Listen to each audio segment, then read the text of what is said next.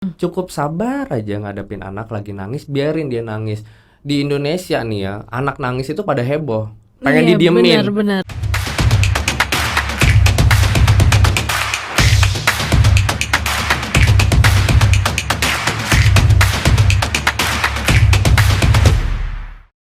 Halo Bunda, selamat datang di podcast Halo Bunda, spesial persembahan dari Gelera sebagai teman Bunda mendampingi tumbuh kembang si kecil. Kali ini saya kedatangan dokter spesialis anak lagi, tapi kali ini laki-laki ya dok ya. Siap. Perkenalkan Bunda-Bunda, ini dokter Andreas. Halo dokter. Halo, Mbak. Apa kabar? Kabarnya baik banget, luar biasa. Semangat banget ya jawabannya gitu ya. Harus. Padahal aktivitasnya bejibun. Iya lumayan lumayan lah ada kerjaan.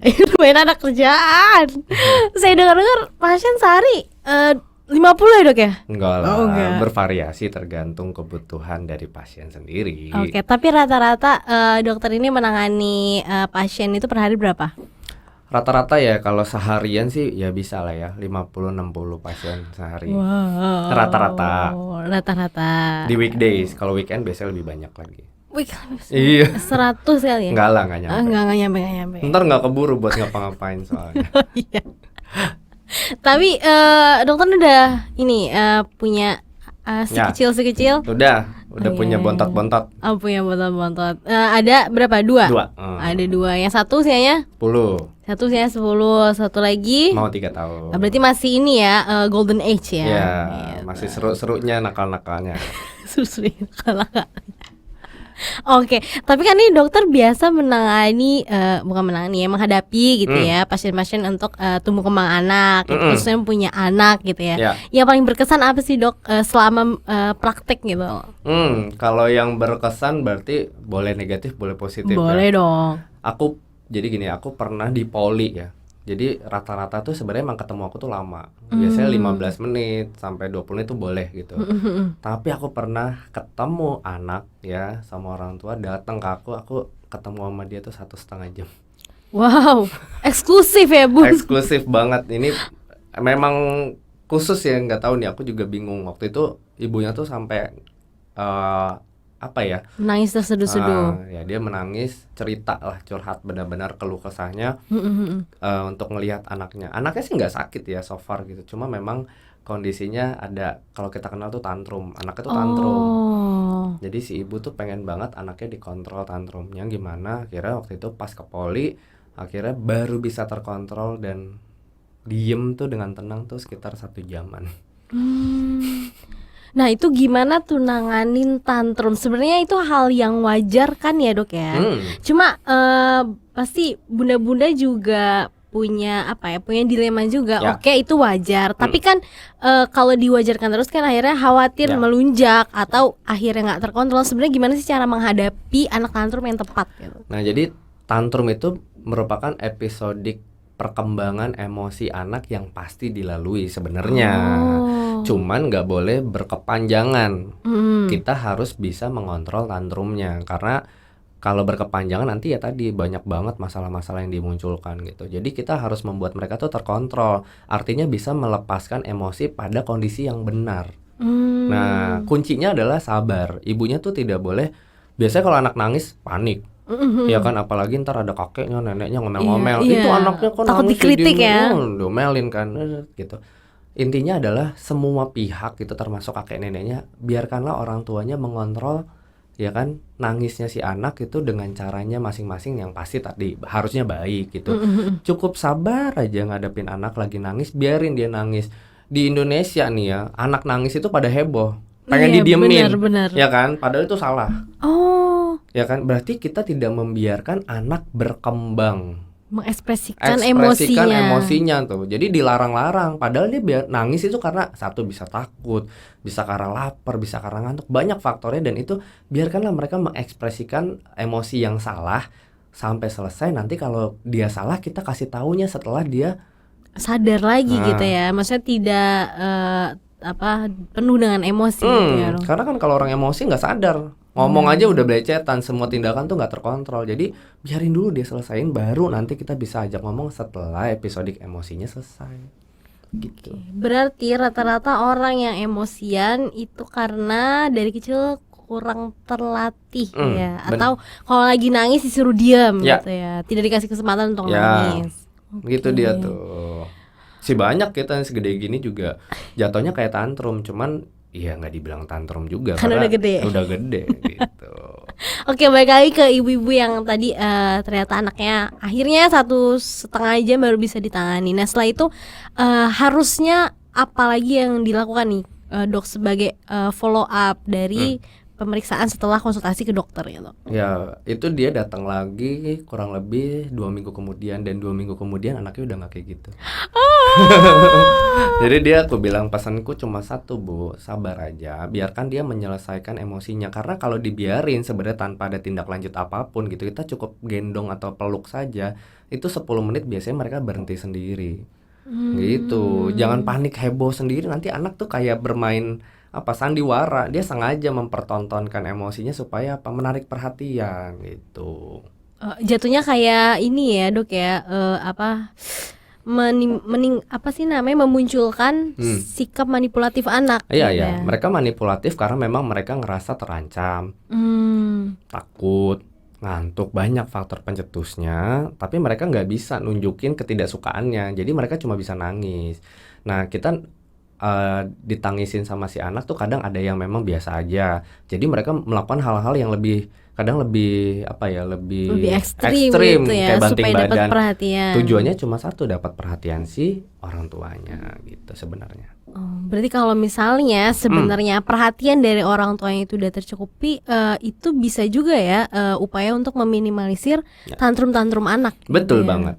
Oke, nah biasanya juga nih dok, kalau tantrum pada anak tuh kan terkadang karena dia nggak bisa mengekspresikan emosi dia lewat kata-kata, Betul. karena dia cuma bisa nangis atau ngambek-ngambek gitu kan. Benar. Oke, berarti sebenarnya ini nyambung dengan kemampuan bahasa dan bicara pada anak. Benar banget. Itu Dinyambung-nyambungin, tapi emang beneran nyambung ya. iya ya. Karena sebenarnya kalau lihat nih dari fenomena anak dan ibu gitu kan, ini anakku suka nangis ini, ya udah dia diemin aja. Nanti kalau misalnya abis dia udah nggak tantrum, dia akhirnya ngomong gitu. Tapi sebenarnya baiknya gimana sih dok? Nih misalnya pasca setelah tantrum nih, untuk mengoptimalkan kemampuan bahasa dan bicara anak. Oke, jadi penyebab tantrum ada pencetus yang bikin dia tidak nyaman, intinya gitu. Apapun itu deh, terserah. Dan itu terjadi tantrum karena tadi dia nggak bisa ngomong kalau dia tidak suka. Jadi memang ada keterbatasan kata-kata. Kalau kita tantrum udah aneh deh. Tapi kalau anak berarti keterbatasan, ya kan, berarti kurang lebih di bawah usia 2 tahun tuh rata-rata muncul tantrum karena tadi kata-katanya masih belum bisa sebanyak anak-anak di atas 2 tahun gitu. Jadi mereka nggak bisa bilang, mama aku takut sama dokter, mama aku takut sama suntikan, mama takut aku sama kecoa misalnya. Mereka nggak bisa ngomong, mereka cuma bisa teriak-teriak gitu kan. Akhirnya si mama meresponnya bingung, kenapa sih ini anak gitu, nggak tahu. Nah itu dia. Terus apa sih yang harus dilakukan? Ya dikejar dong perkembangannya. Kalau memang belum bukan usianya dia seharusnya. Tapi kalau memang sudah sesuai, ya udah memang ini lagi tahapnya dia. Perkembangan bahasanya udah bagus kok, tinggal kita kejar lagi supaya apa? Dia lancar bicaranya. Tambah bagus, supaya apa? Besok-besok nggak teriak-teriak doang, bisa bilang, mama aku nggak mau, aku nono mama, kan gitu. Kan enak kan? Iya. Nggak ribet-ribet harus emosi ngeliat si anak lagi teriak-teriak gitu. Oke, tapi sebenarnya dok, perihal kemampuan bahasa dan bicara anak itu prosesnya gimana sih yang terjadi di dalam diri gitu? Kadang ibu-ibu kan suka bingung ya, ini kayak gimana ya, anak saya tuh belum bisa ngomong gitu. Katanya harus dikasih stimulasi gitu kan. Stimulasi apa yang kayak gimana gitu? Sebenarnya cara kerjanya gimana gitu supaya ibu-ibu ini atau bunda-bunda bisa gitu menggunakan stimulasi untuk mengoptimalkan kemampuan bahasa dan bicara anak. Oke, pusat bahasa itu kan di otak. Berarti kalau ngomongin soal otak itu berarti ngomongin sel-sel yang ada di otak. Sel-sel yang ada di otak itu dibentuk dari banyak-banyak komponen. Contoh, ada karbohidrat, ada lemak, ada protein, dan di sokong itu pembentukannya oleh vitamin dan juga mineral. Ya kan? Berarti butuh apa? Nutrisi. Ya kan, nutrisi yang pastinya memenuhi kebutuhan pembentukan sel-sel di dalam otaknya sebagai pusat bahasa. Hmm. Terus kalau ada nutrisinya nih mau ngebentuk, ya kan? Mm-mm. Kalau nggak ada orangnya, pabriknya nggak ada, Heeh. kira-kira bisa apa nggak? Iya nggak bisa sih. Nggak bisa. Pabriknya itu siapa? Ya tubuh kita harus sehat, ya kan? Tubuh kita harus bisa mengolah makanan-makanan tadi, ya kan? Sumbernya udah dapet nih. Terus tubuh kita sudah bisa mengolah. Sekarang yang gerakin motoriknya siapa? Jadi harus ada stimulasinya, harus dirangsang, mesinnya dinyalain, ceret gitu. Ya kan, si orangnya itu menyalakan mesinnya dengan apa? Stimulasi. Kalau stimulasinya jalan, nutrisinya jalan, ya kan, terus tubuhnya sehat, otomatis tadi sel-selnya terbentuk dengan sempurna. Berarti untuk mengaktifasi gitu Ya, ya, betul. pusat bahasa pada tubuh anak itu benar-benar nutrisi dan stimulasi kayak jalan bareng ya. Jalan teman-teman. bareng. Karena kan gini, jadi kan yang kita bayangin di otak tuh, gambaran otak tuh kayak cacing ya. Padahal kalau kita bongkar dalamnya itu dia tuh kayak tangan. Jadi kita bilangnya sel saraf itu dendrit dan ada akson ya. Mereka itu harus saling berhubungan. Misalnya ini ketemu, Ini kehubungan sama ini gitu ya. jadi ketemu satu sama lain. Semakin banyak yang ketemu, semakin bagus lah perkembangan otaknya. Sel-selnya tuh makin bergandengan tangan. Kan kalau sendiri nggak enak ya, maunya Iya. rame-rame gitu kan, Iya. lebih bagus. Nah itulah, jadi stimulasi itu adalah membuat gandengan-gandengan sel di dalam otaknya, jadi nggak berjalan sendiri-sendiri. Sehingga tadi harapannya di pusat-pusat, ya salah satunya pusat bahasa, itu terkoneksi dengan baik dan akhirnya anak bisa mengerti rangsangan sensoris. Karena yang namanya suatu, kita ngajarin misalnya ini botol misalnya gitu. Ini botol. Kalau dia nggak tahu itu botol, dia nggak akan ngerti. Berarti kan harus ada rangsangan sensoris dari luar yang dilakukan secara berulang-ulang, yaitu otak depan tuh ya, terutama otak depan. Nanti setelah dirangsang terus-menerus, kita kasih tahu ini misalnya botol, ini botol, ini botol, ini botol. Lama-lama termemori dengan baik di otak di bagian dalam tuh, namanya hipokampus. Jadi tersimpan memorinya. Ketika tersimpan memorinya di otak tuh, nanti dialihkan, diproses, nanti dilanjutkan ke motorik. Jadi dia bisa, oh itu botol, mulutnya lah terucap botol, botol, botol gitu. Jadi sistemnya itu nggak bisa seketika curut bilang ini botol terus dia langsung canggih gitu dia. Makanya harus diulang. Makanya dibilang stimulasi. Harus berulang-ulang stimulasi, maksudnya ngasih tahu, memperkenalkan pada anak benda-benda yang di sekitar gitu Ya, ya. benar. Terus ajak ngobrol. Ngajak ngobrol, Terus bacain cerita bacain gitu ya, Dok, cerita. ya? Pokoknya bentuknya stimulasi untuk anak mengetahui apa yang kita mau kasih tahu lah, seperti itu. Karena ada bahasa itu ada dua ya, Dok, ya. Ada reseptif sama Perspektif, satu lagi ekspresif. ekspresif, Ya, dua. Jadi secara perspektif sama ekspresif. perspektif sama ekspresif gitu.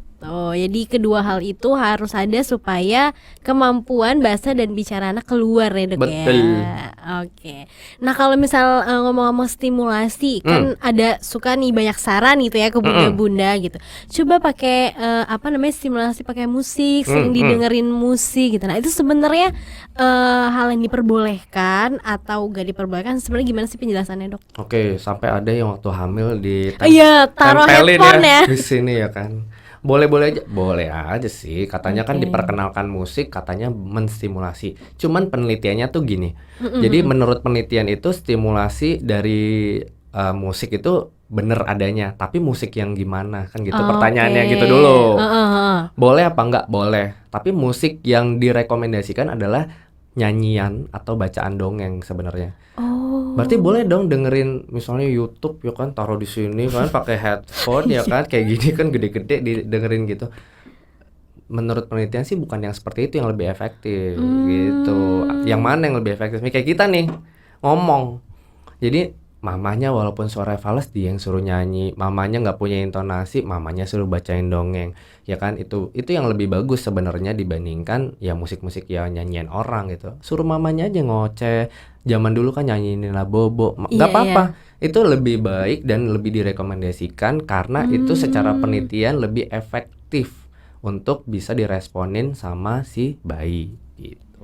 Berarti sebenarnya bukan musik yang ada instrumennya, terus lagunya ya ada musik dan vokal gitu ya. Ya. Ada instrumen dan vokal, tapi ternyata musik dari orang langsung gitu ya. Dari orangnya langsung yang bernyanyi. Berarti ibunya harus bawel walaupun atau sering berdendang gitu ya, nggak apa-apa fales ya. Ya nggak apa-apa, fals kan nggak penting. Mereka cuma mau ngedenger ya stimulasi suara. Mungkin kenapa sih bisa begitu? Karena menurut aku desibelnya sama. Artinya konektivitasnya dapat. Contoh nih misalnya gini.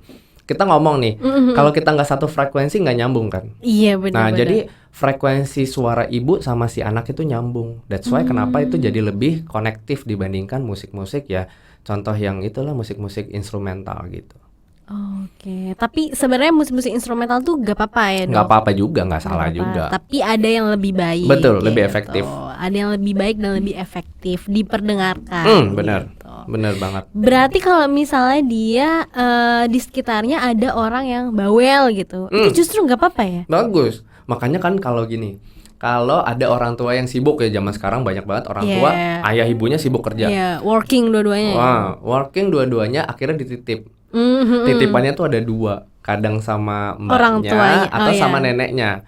Nah kalau si nenek-nenek kan tahu ya ngoceh mulu, ya kan. Biasanya yang sama nenek-nenek yang memang neneknya tuh bawel ngomong mulu, itu bakal terstimulasi dengan cukup baik. Kenapa?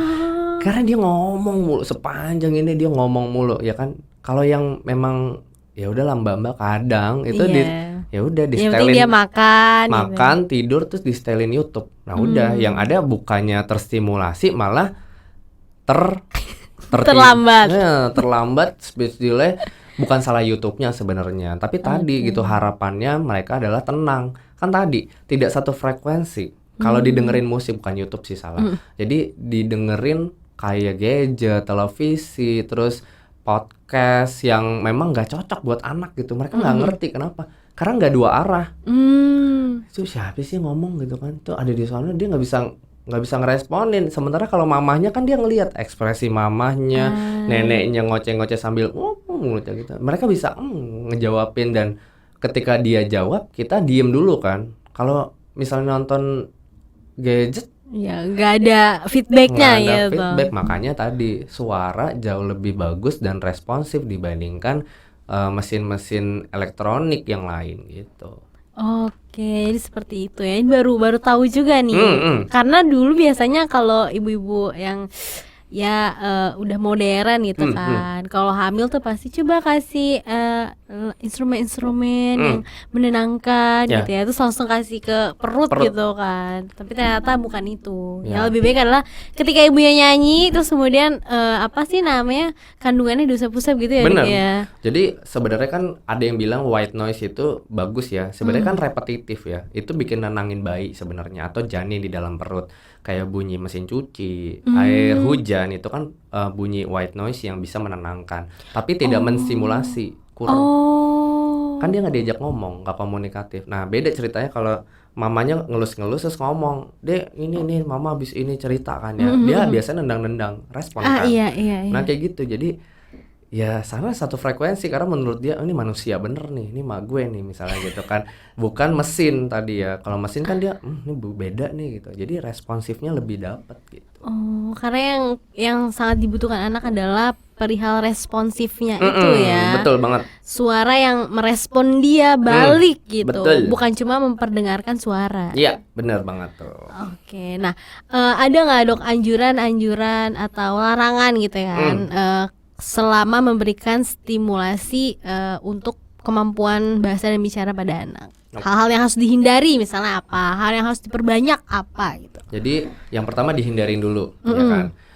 Yang harus dihindari ketika kita belajar menstimulasi anak itu adalah tadi memperkenalkan media elektronik.